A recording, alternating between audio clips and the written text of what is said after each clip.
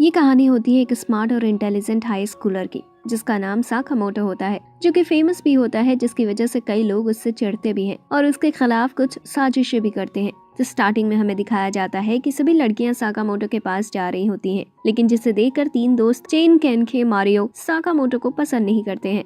उसे नीचा दिखाने के लिए क्लास के डोर में डस्टर फंसा देते हैं, जिससे वो साकामोटो के सर पर गिर जाए। लेकिन जब साकामोटो गेट खोलता है तो वो डस्टर को बहुत ही खूबसूरती से पकड़ लेता है, जिससे पूरी सारी लड़कियां और भी पागल हो जाती हैं। फिर जैसे ही साकामोटो टॉयलेट जाता है, वो उसको गीला करने के लिए उसके ऊपर पानी डाल देते हैं, लेकिन साकामोटो वहाँ से भी छाते की मदद से बच जाता है। जब साकामोटो वापस आता है तो वो देखता है कि उसका डेस्क गायब है। सभी लड़कियां उससे अपने साथ बैठने के लिए कहती हैं, लेकिन वो खिड़की पर सत्य शांति से बैठ जाता है, जिससे सभी और भी चिढ़ जाते हैं। फिर वो तीनों तय करते हैं कि अब फाइट से ही सब सही करेंगे। वो एक लड़के को भेजते हैं, जो लड़का साकामोटो से कहता है कि वो टीचर उसे साइंस लैब में बुला रहे हैं। लेकिन जब वो लैब में जाता है तो उसे वो तीनों अंदर बंद कर देते हैं और वो उसकी कुछ फोटो लेते हैं, लेकिन इतने में सिगरेट से आग लग जाती है और वो सभी अंदर ही बंद हो जाते हैं। इतने में साकामोटो फायर के आसपास कूदने लग जाता है। सभी को लगता है कि वो फायर को कम करने के लिए ऐसा कर रहा है और सभी उसके जैसा करने लग जाते हैं, लेकिन नीचे टीचर्स रूम थे, इसलिए साकामोटो नॉइज कर रहा था कि कोई टीचर वहाँ आ जाए। थोड़ी देर में ही एक टीचर भी वहाँ आ जाते हैं और फायर भी खत्म कर देते हैं। साकामोटो सारा इल्जाम अपने ऊपर ले लेता है और वहाँ से जाने लगता है। इसके बाद वो तीनों को भी साकामोटो अच्छा लगने लगता है। नेक्स्ट डे सीरा, जो कि एक मॉडल है, वो सभी गर्ल्स को अपनी मैगजीन में फोटो दिखा रहा होता है। वहाँ साकामोटो के आने की वजह से सब इसके पास भाग जाते हैं, इसीलिए वो भी साकामोटो को नीचा दिखाने का डिसाइड करता है। साकामोटो आंसर देने के लिए खड़ा होता है। वो जैसे ही नीचे बैठने वाला होता है, सीरा उसकी चेयर खींच लेता है,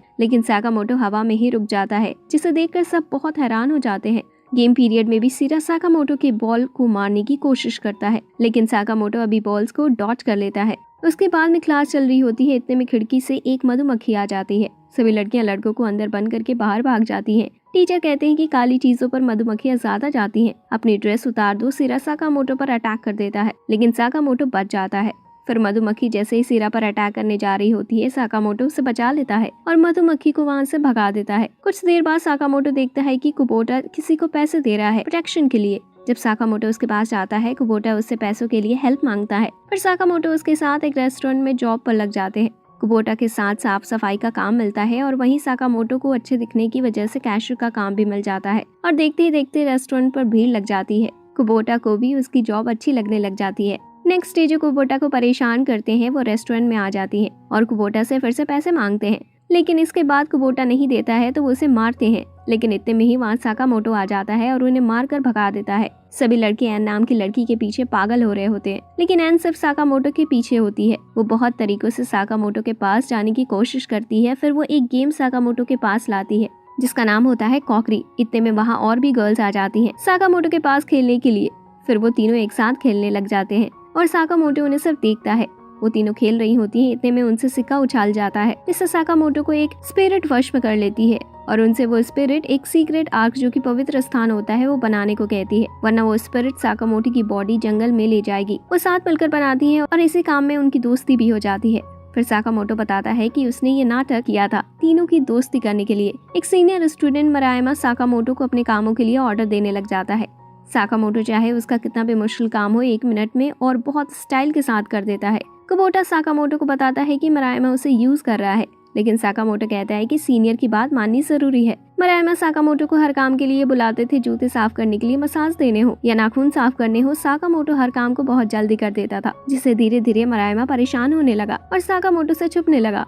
एक दिन चैन मरायमा को खुद के लिए खाना खरीदते देखता है और हैरान हो जाता है। फिर साकामोटो कुबोटा को बताता है कि मरायमा ने अब उसे काम पर से निकाल दिया, अब वो उसे कोई काम नहीं बताएगा। कुबोटा साकामोटो से उसे पढ़ने के लिए पूछता है, क्योंकि उसके टेस्ट में नंबर बहुत ही कम आ रहे होते हैं। साकामोटो कुबोटा के घर पढ़ने जाता है, लेकिन वो जब पढ़ रहा होता है तो ऐसे ही कुबोटा की मॉम वहाँ आ रही होती है। कुबोटा साकामोटो को छुपने के लिए कहता है। मॉम के जाने के बाद बताता है कि उसकी मॉम साकामोटो के प्यार में है। फिर हमें पास्ट का सीन दिखाया जाता है, जब साकामोटो पहली बार कुबोटा के घर आया होता है। वो उसकी मॉम के लिए भी एक गिफ्ट ले आता है, जब से ही उसकी मॉम साकामोटो के प्यार में होती है। फिर हमें प्रेजेंट का सीन दिखाया जाता है। कुबोटा की मॉम साकामोटो के शूज देख लेती हैं। फिर वो पूरे घर में साकामोटो को ढूंढने लग जाती हैं, लेकिन साकामोटो उनसे बचकर भाग जाता है और फिर उसकी मॉम टीवी सीरियल देखने लग जाती है। जिसका एक्टर एकदम साकामोटो जैसा दिखता है। फिर हमें स्कूल का जिम टीचर दिखाया जाता है जो कि हमेशा साकामोटो के लास्ट टाइम पर एंट्री मारने की वजह से बहुत परेशान था। वो कभी साकामोटो को पनिश नहीं कर पाता था। जिम टीचर साकामोटो को चैन गैंग के साथ देखता है और सोचता है कि जरूर स्मोक कर रहे होंगे, लेकिन जब वो देखते हैं कि वो सभी बैलून फुला रहे होते हैं, फिर वो साकामोटो को डंडों से खेलते हुए देखता है। लेकिन जब पास जाता है तो वो देखता है कि साकामोटो मैम की सीलिंग साफ कर रहा है। जब टीचर क्लासेस में पढ़ा रहे होते हैं तो वो देखते हैं कि साकामोटो कुछ खा रहा होता है और वो तुरंत उसे बाहर खड़े होने की कहते हैं और अंदर ही अंदर पनिश करने के लिए बहुत खुश होते हैं। लेकिन जब वो बाहर देखते हैं तो उन्हें पता चलता है कि साकामोटो एक मरते हुए पंछी को खाना खिला रहा होता है। फिर ड्राइंग क्लास शुरू होती है और सभी साकामोटो को पार्टनर चुनने के लिए भागते हैं, लेकिन ऐना जीत जाती है और एक दूसरे की पेंटिंग बनाने लग जाते हैं। लास्ट में साकामोटो अपनी पेंटिंग दिखाता है। वो एक मंकी की पेंटिंग होती है जिसे देखकर ऐना बेहोश हो जाती है, लेकिन जब उस पेंटिंग को घुमाकर देखा जाता है तो वो पेंटिंग एक एंजल की होती है। जब सभी सॉफ्ट बॉल से प्रैक्टिस कर रहे होते हैं, कुबोटा साकामोटो से बहुत दूर होता है, लेकिन फिर भी साकामोटो का थ्रो आकर कुबोटा के नाक में लग जाती है और उसके नाक से ब्लड आने लग जाता है। साकामोटो ब्लड रोकने के लिए अपनी टी शर्ट फाड़ता है और उसके मुंह पर बांध देता है, लेकिन वो साकामोटो की एक्सपोज बॉडी देखने के लिए बहुत सारी लड़कियां आ जाती हैं। हेबुसा का ग्रुप जिसे मरायमा भी होती है, वो देखते ही देखते सभी लड़कियां साकामोटो को देख रही होती हैं। मरायमा हेबुसा से कहती है कि साकामोटो को ना छेड़ने के लिए कहता है। फिर हेबुसा को साकामोटो को और परेशान करने का मन करता है। वो साकामोटो की क्लास में जाता है और उसे अपना मुंह उसकी तरफ करने को कहता है जिससे वो उसके मुंह के साथ कुछ कर सके। साकामोटो क्ले पे अपना मुंह छाप देता है और दे देता है। फिर हेबुसा और भी गुस्सा हो जाता है। वो साकामोटो को बाहर मिलने के लिए कहता है। वो हेबुसा साकामोटो का कुछ सामान भी गायब करा देता है जिससे साकामोटो जरूर आए, और वो कुबोटा को गंजा भी कर देता है जिससे साकामोटो को गुस्सा आए। फिर साकामोटो उसकी बताई हुई जगह पर पहुंचता है और उन दोनों के बीच फाइट होने जा रही है। इतने में वहाँ पुलिस आ जाता है। साकामोटो उसे कहता है कि वो बस सुमो खेल रहे थे, लेकिन पुलिस वाला उनकी फाइट में रेफरी बनने को कहता है। हेबुसा और साकामोटो के बीच की फाइट स्टार्ट हो जाती है और वो दोनों ही एक दूसरे पर अटैक करते हैं। हेबुसा के दोस्त उसकी हेल्प करने के लिए वहां पर पहुंचते हैं, लेकिन हेबुसा कहता है कि वो मर जाएगा, लेकिन किसी की हेल्प से फाइट नहीं जीतेगा। फिर साकामोटो एक स्पेशल मूव दिखाता है जिससे हेबुसा पीछे चला जाता है। वहाँ अचानक से टैक्सी आ जाती है। फिर वो सभी टैक्सी से घर जा रहे होते हैं तो साकामोटो बताता है कि ये टैक्सी को बुलाने के लिए स्पेशल मूव है। फिर वो सभी साकामोटो से माफी मांगते हैं, लेकिन साकामोटो कहता है कि मुझसे नहीं, कुबोटा से माफी मांगनी चाहिए। फिर वो सभी डिसाइड करते हैं कि कुबोटा के घर जाकर डिनर करेंगे और कुबोटा से माफी भी मांगेंगे। नेक्स्ट डे स्कूल में सीरा सभी लड़कों के साथ साकामोटो को सभी गेम्स में हराने का प्लान बनाता है। ब्रेड रेस में सभी साकामोटो का ब्रेड बहुत टाइट बांध देते हैं जिससे खुल ना जाए। जब साकामोटो उसे तोड़ने के लिए मुंह से पकड़ता है तो वो लटक जाता है। फिर वो इतना तेज घूमता है कि ब्रेड की रस्सी टूट जाती है और साकामोटो अपनी ब्रेड उन्हें दे देता है जो तोड़ नहीं पा रहे होते। फिर नेक्स्ट गेम में साकामोटो सबसे ऊपर खड़ा होता है और नीचे से भी सभी उसे गिराने की कोशिश करते हैं, लेकिन उससे साकामोटो और भी ज्यादा अच्छा दिखता है। सभी लोग गिव अप कर देते हैं, लेकिन सीरा नहीं करता। वो रेस में साकामोटो के फीते गलत बांध देता है जिससे साकामोटो रेस में गिर जाता है, लेकिन वो 4 पैरों पर भागने लग जाता है जैसे कि चीता और जीत भी जाता है। सभी लोग फेस्टिवल की बातें कर रहे होते हैं और चैन कहता है कि हमें साकामोटो को भी बुलाना चाहिए। इतने में ही वहाँ फुकास नाम का एक स्टूडेंट आ जाता है और वो हेबुसा को जब तक टॉर्चर करता है तब तक कि उसे साकामोटो के बारे में बता नहीं देता। साकामोटो की क्लास में सभी फेस्टिवल के लिए तैयारियां कर रहे होते हैं, लेकिन कुछ कामचोर उनका मजाक भी उड़ा रहे होते हैं, लेकिन साकामोटो उसे बहुत सुंदर बना देता है और सभी कामचोर वहाँ से भाग जाते हैं। लेकिन उन्हें बाहर फुकास मिलता है और उनसे कुछ बातें करता है। अगले दिन साकामोटो की क्लास की सारी डेकोरेशन खराब होती है और पूरे स्कूल में पोस्टर्स लगे होते हैं साकामोटो के नाम के, और उसके ऊपर इनाम भी होता है। सभी लोग मिलकर साकामोटो को बांध देते हैं। इतने में वहाँ हेबुसा का ग्रुप भी आ जाता है और साकामोटो को बचा लेता है और बताते हैं कि फुकास उन सभी का सीनियर है। वो कम नंबर की वजह से पास नहीं हो पाया और वो किसी को भी ऐसे ही टारगेट बनाकर परेशान करता है। साकामोटो क्लास में आता है और वो कामचोर सभी को वापस साकामोटो के खिलाफ कर देते हैं। साकामोटो फिर से प्रूफ के साथ आता है और कामचोरों को और ज्यादा नुकसान करने से रोकता है और सभी कामचोर ये बात कबूल कर लेते हैं कि ये सब उन्हीं का किया धरा है।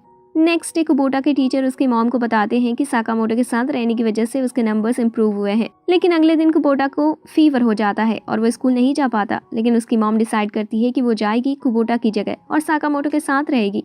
फिर वो कुबोटा की ड्रेस पहन लेती है और साकामोटो के साथ रहने की कोशिश करती है रेस में भी, लेकिन साकामोटो बहुत तेज भागता है जिससे वो थोड़ा पीछे रहती है।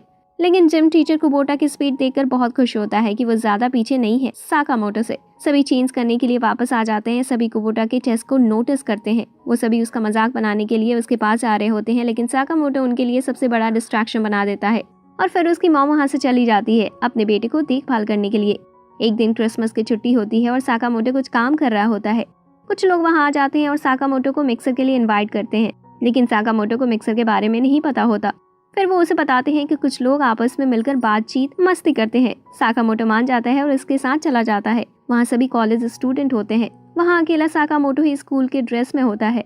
फिर उसके साथ वाले बोल देते हैं कि ये एक फांसी ड्रेस में आ रहा है, इसलिए इसने स्कूल ड्रेस पहनी है। फिर सभी अपने अपने फ्यूचर के ड्रीम के बारे में बताने लगते हैं। साकामोटो बताता है कि उसे नासा में काम करना है। सभी लेडीज का सारा ध्यान साकामोटो के ऊपर जा रहा होता है, तो वो साकामोटो को सबसे ठंडी ड्रिंक पिलाती हैं और गाना गाने को कहते हैं, जिससे गाना नहीं गा पाएगा और उसकी बेइज्जती हो जाएगी। लेकिन साकामोटो एक क्लासिकल सॉन्ग चुनता है और इतना अच्छा गाता है कि साथ वाले रूम से भी वहाँ लड़कियां आ जाती हैं और इतना ज्यादा भीड़ होने की वजह से साकामोटो वहाँ से चला जाता है। लेकिन उसके जाने के बाद भी लड़कियां उसका पीछा करती हैं। अगले दिन हेबुसा साकामोटो के पास आता है और उसे फ्रेंच लोगों की तरह खाना खाने को सीखने की कहता है, लेकिन साकामोटो मना कर देता है। इतनी जल्दी ऐसे सीखना नामुमकिन है। फिर वो एक प्लान की मदद से आते हैं। साकामोटो हेबुसा की जैकेट के अंदर होता है और अंदर से तारों की मदद से उसे लिख रहा होता है। जब वो बाहर आते हैं तो देखते हैं कि हेबुसा के फादर की डेट खराब हो सकती है कुछ झगड़े करने वाले लोगों की वजह से। फिर साकामोटो और हेबुसा पोजीशन शिफ्ट कर लेते हैं और साकामोटो की हेल्प हेबुसा करता है उन लोगों को मारने में। उसके बाद से विंटर आ जाता है और साकामोटो बताता है कि ये उसका पहली बार है जब वो स्नो देख रहा है। ये बात चैन सुन लेता है और साकामोटो को बर्फ से खेलना सिखाता है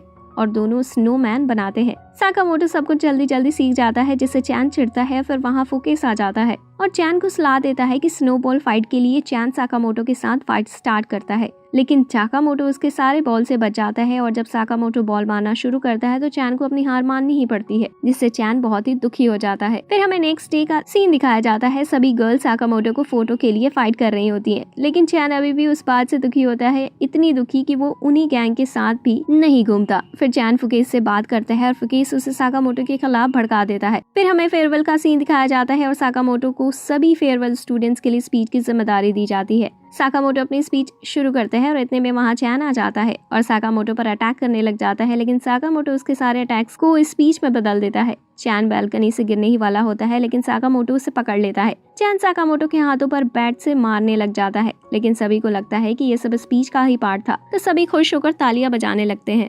हेबुसा फुकेस से आमना सामना करता है और साकामोटो फाइट से अच्छा आइडिया देता है। वो सभी फुकेस के लिए एक बहुत ही एक्ट करते हैं। पूरी क्लास फेयरवेल की सेलिब्रेशन में साकामोटो के मुंह पर मारने की सोचते हैं और उसे नासा प्रोजेक्ट के बहाने से बुलाते हैं, लेकिन साकामोटो सभी के अटैक से बच जाता है और फिर एक पाए अपने ऊपर ही खुद मार लेता है और यही इस एनिमे का द एंड हो जाता है। तो वीडियो कैसा लगा हमें कॉमेंट बॉक्स में जरूर बताइएगा। साथ ही वीडियो को लाइक कीजिए और जो लोग नए हैं चैनल पर तो चैनल को सब्सक्राइब करें।